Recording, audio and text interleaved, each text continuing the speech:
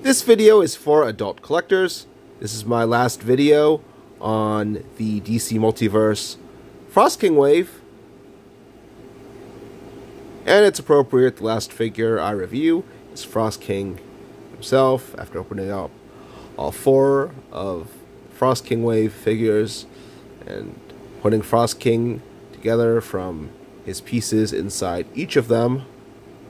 He looks very cool. He's got a very impressive bulk to him. Those are my favorite kind of Build-A-Figures. Ones that are chunky and bulky, like the Mega Figures McFarlane releases. Although I didn't have to get a Mega Figure, I just had to buy 4 McFarlane figures that were on sale at Burlington Coat Factory and put together Frost King from his pieces inside each of them. And what's good is I liked all 4 figures in the Frost King wave. I didn't have to buy any figures I didn't like just to get a piece to complete Frost King. Though Marvel Legends does have a few obscure characters in their Build-A-Figure waves. Not with this DC Multiverse one. I got Batman, Wonder Woman, Black Adam, Green Lantern. All of them are S or A or high B-list characters. Batman's definitely an S-lister. Wonder Woman's definitely an A-lister. And Black Adam and Green Lantern are high B-list for sure. So what's good is getting this mega-sized figure is a nice bonus in addition to getting all those other figures in Frost King's wave. And you can tell right away it's a very awesome looking figure. It's got a nice armor. Crystals coming out of his shoulders, which is very sick. Large horns, very badass. I've got cool armor here. Spikes here. The padding on his forearm. He's got a cape. Well, very cool. He's blue. Reminds me a lot of the Frost Giants in the Thor movies. He's got a very cool sword. If you've seen the Batman figure, sword comes with Batman. However, Batman himself doesn't hold it. The handle's too big for him. It's for Frost King.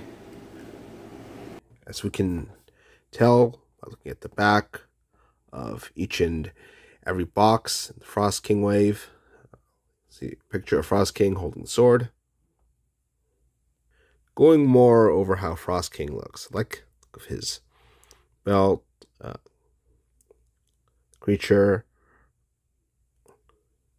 whose shape is sculpted on his belt, has horns, just like Frost King does, which is very cool. There's an asymmetrical feel to this figure. As you can tell, the spikes on the right don't match up with the ones on the left. He's got spikes on his right gauntlet, but not his left.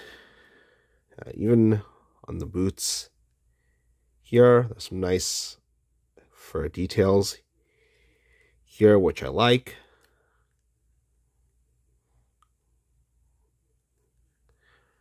I also like these black outlines around his eyes. Very cool. As well as the fact his eyes are completely white. Really gives a battle-ready expression, or helps give him a battle-ready expression to his face. And he's got a big Santa-like beard connected to his head hair, which helps give him a winter look. I mean, a winter look. He's got a removable cape, as shown in my Jon Stewart review. It just goes, hangs into a hole here. You can see more of his armor back. He doesn't need the cape. Although if you prefer to have him on, like I do, on the hole in his back. Also, I like this nice texture to his pants. Really helps to give his clothes a tougher feel to them. So overall, this is a very awesome DC Multiverse figure. I like the sheer bulk of it, I like his armor, his crystal spikes, his winter-like face, and all the details throughout this figure. For example, I do like it's got belts around his gauntlet, and the details. His actual belt are very awesome. I like how he's got a fisted hand, not two open hands. Got with Batman, it only comes with one sword, so you can just have one hand look like he's about to punch someone while he's holding a sword, which is very cool.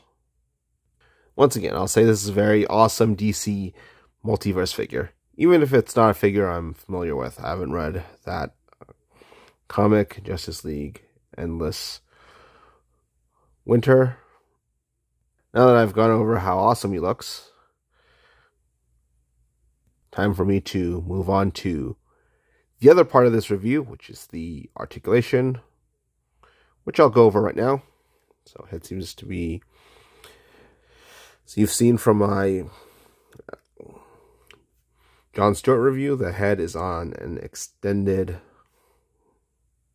ball peg. So you can get the arms up and out. You can sort of like bend this up. You can see it sticks out of the arm a little bit through this little gray pillar here. It doesn't look like it can go down anymore, so I assume it's supposed to give some clearance for the arm to go out. So it does seem like you get some more clearance here, like a sort of like a butterfly joint, but it moves up and down. Although I think it'd be better if it didn't have that clearance, if the shoulder just stayed up instead of like going lower.